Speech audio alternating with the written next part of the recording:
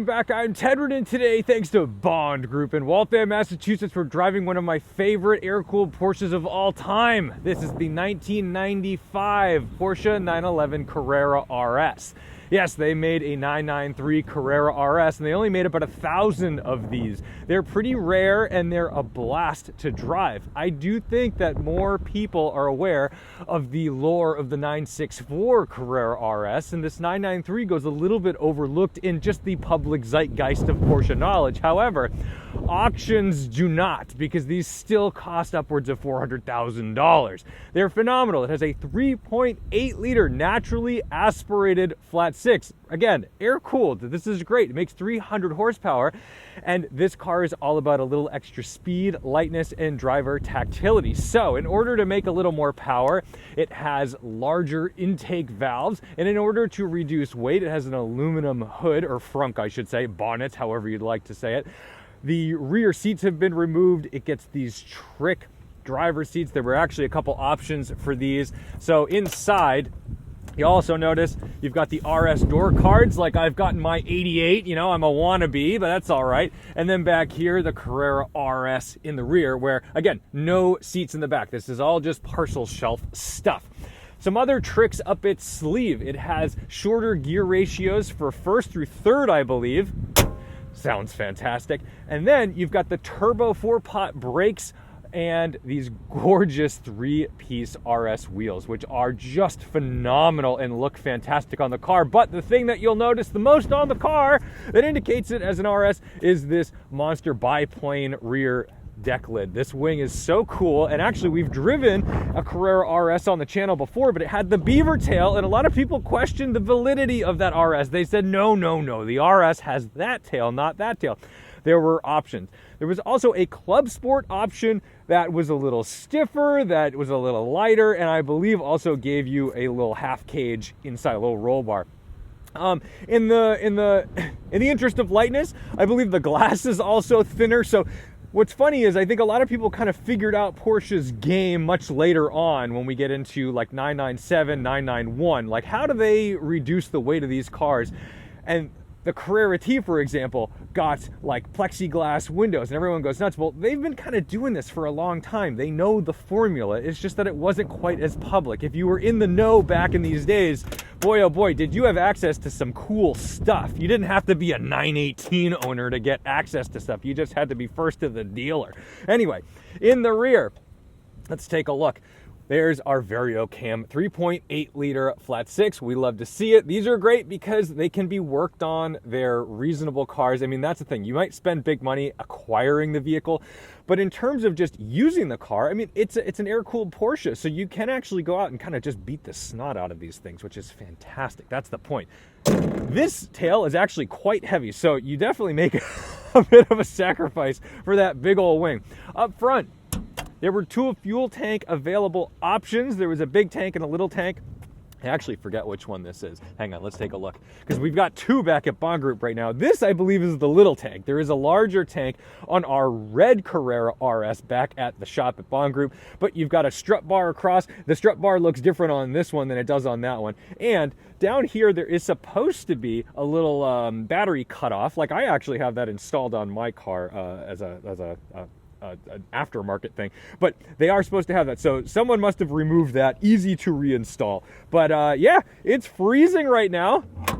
I believe this is polar silver for the polar vortex, and I would like to go get warm and drive a fun car. And in case I forgot to mention it, its weight is just a hair over 2,800 pounds.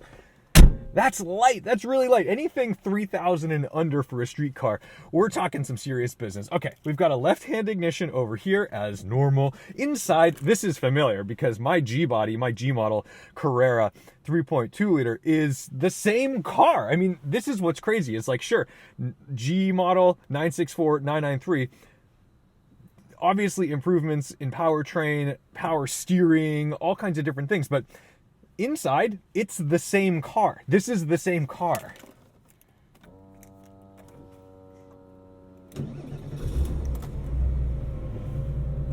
Jumps right to life. You can see this one has 43,000 kilometers. It's a Japanese car. You can see this right here. It's weird because in Europe, the Europeans aren't big fans of Japanese imports. They don't necessarily want Japanese Porsches. In the US, we're like, yeah, give it to me. This is a fantastic car, because a lot of times these Japanese cars were maintained and taken care of in ways that they just weren't elsewhere. You know, you see like a European car, and a lot of times they were like beat, they've seen salt, they've gone through it, or they just sat in a barn for a long time. For whatever reason, the Japanese always seem to really use and then later take care of their stuff. We love to see it.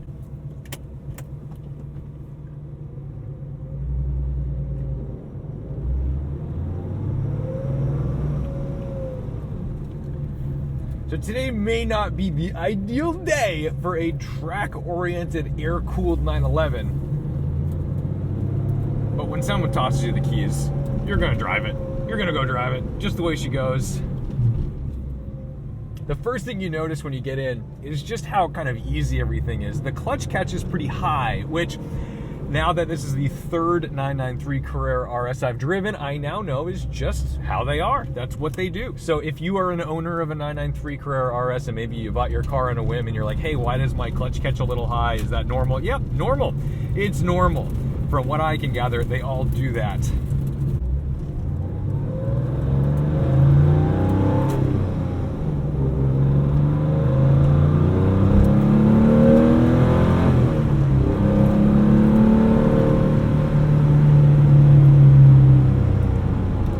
Not even wide open. This thing is quick, and it's not just because it has 300 horsepower, it's because it weighs under 3,000 pounds. Lightness is everything in these kind of cars.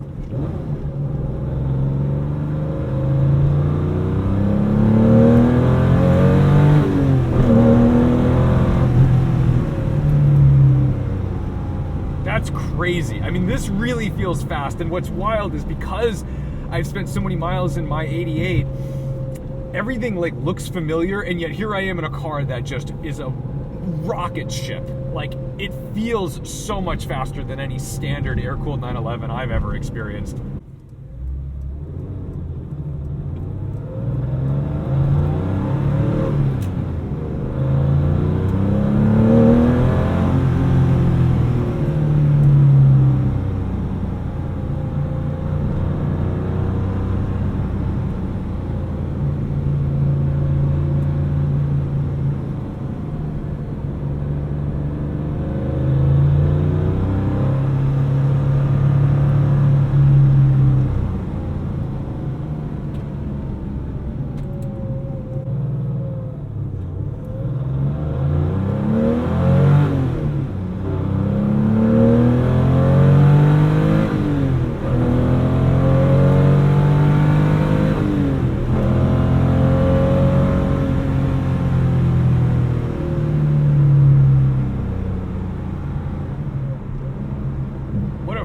Ripper. Oh my God.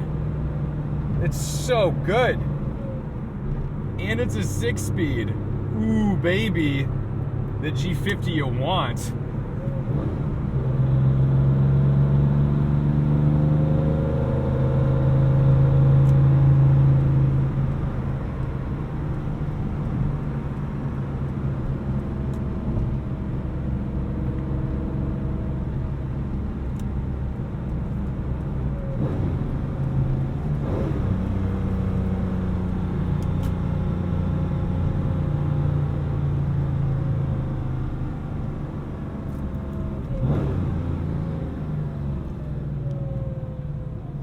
Trying not to talk over the glorious engine sounds, but there's so much to talk about. This has this little short shifter that feels fantastic, and that's what's great, is it's like precise. You know, a lot of times I notice people in the aftermarket will put shifters on their cars because they're like, oh, the shorter the better, the shorter the better. And then they make their cars so imprecise that it's difficult to actually find the gear that you're looking for, which makes the car slower because you may blow it up. A blown up engine is not a fast track car because you saved a small percentage of a second on a shift. It needs to be consistent and predictable, and that's exactly what you get out of this car. It's tuned so well for a driver to jump in and just know where everything needs to be at all times. Oh, it is a bit stiffer, but it's not as stiff as the 964 RS. I actually think this is more forgiving in terms of streetability, which, I mean, look, I don't know that you're going to daily drive this thing, but you can definitely go and do some proper grand touring in it, and you won't feel guilty about it whatsoever. And it won't beat you up. That's what's great.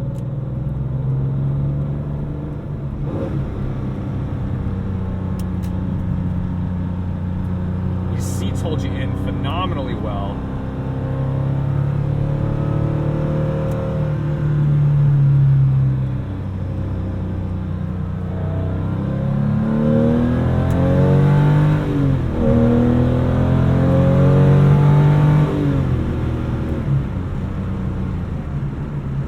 It's a rocket.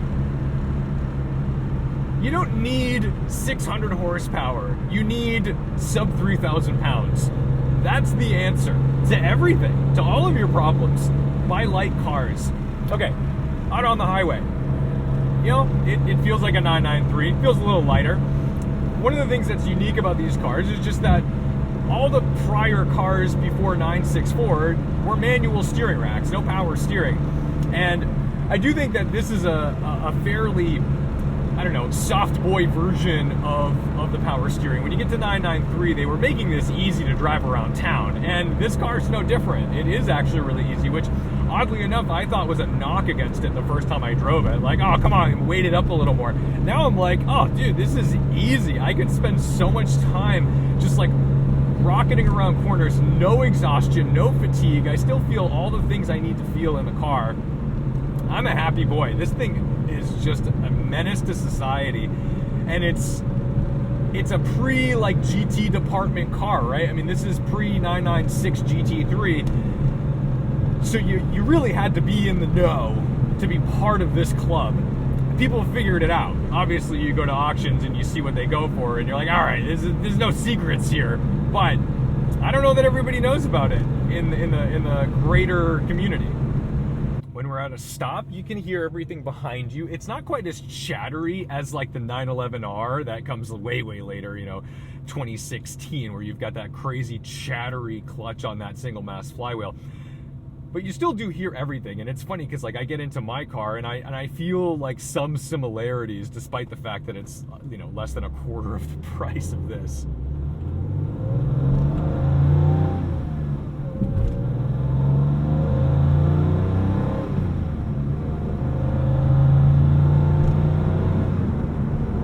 Revs drop super fast. The shifter is precise, like I said, so it all just flows.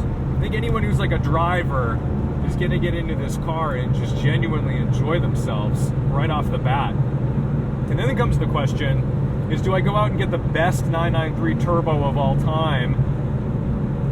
Perfect condition, low miles, maintenance records, all the goodies. Where do you get one of these? Like, I'm always a naturally aspirated guy. I love a turbo for sure, but I'm gonna come away with like very specifically fond memories of this car versus a 993 turbo. I think the appearance really is like the striking thing about this car. It's not quite as in your face in some ways as the turbo, but my goodness, this just, it is striking.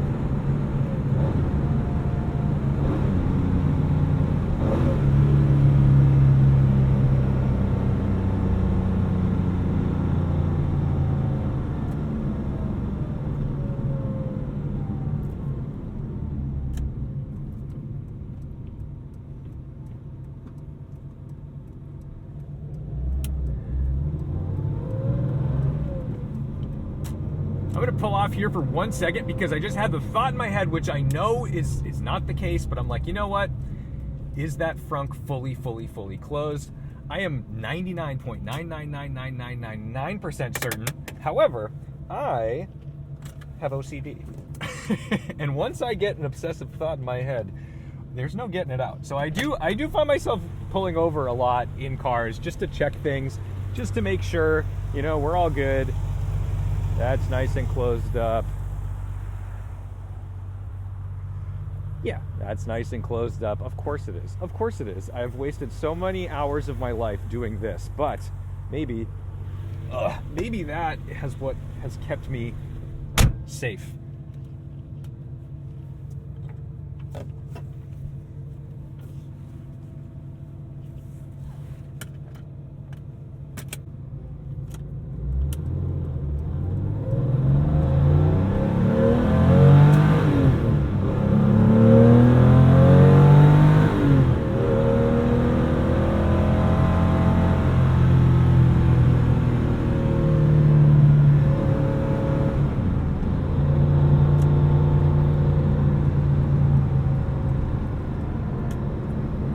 really special about the car too is that it's really approachable. Like, I'm not afraid of it whatsoever. I think when I get in like the 911R, there's a little bit of fear.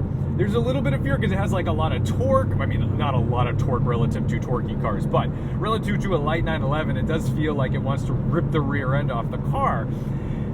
And this is such a perfect blend of power, grip, and weight. Like, it all comes together in this package that feels cohesive. And I think anyone with a little bit of car control could go out and just mob in this thing.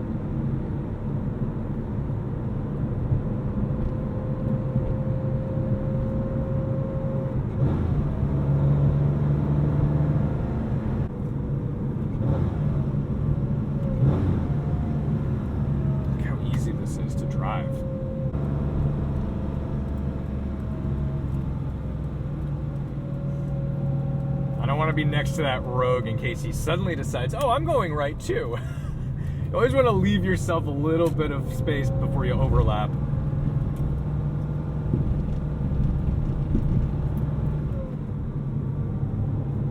The gearing in this, like, this is what the gearing should have been in all the cars. I wish like the gearing in my 911 was like this in the 964 RS.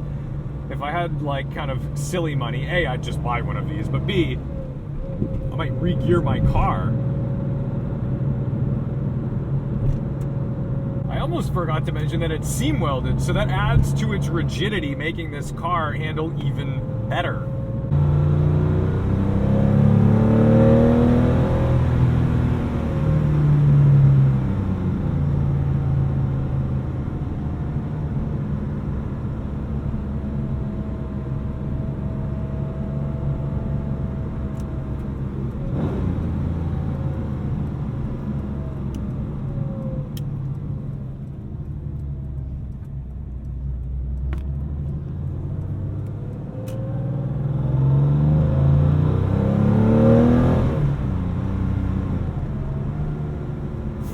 By the mighty Leaf.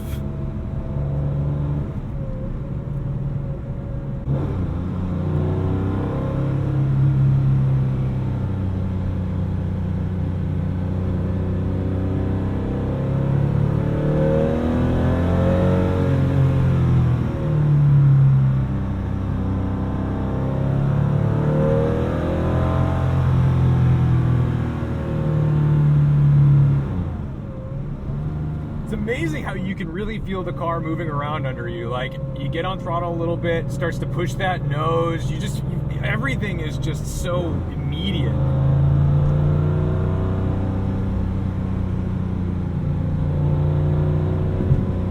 And while all the magic seemingly happens around 5,000 RPM, it still has a lot of mid-range grunt between that 3,000 and 5,000 RPM range.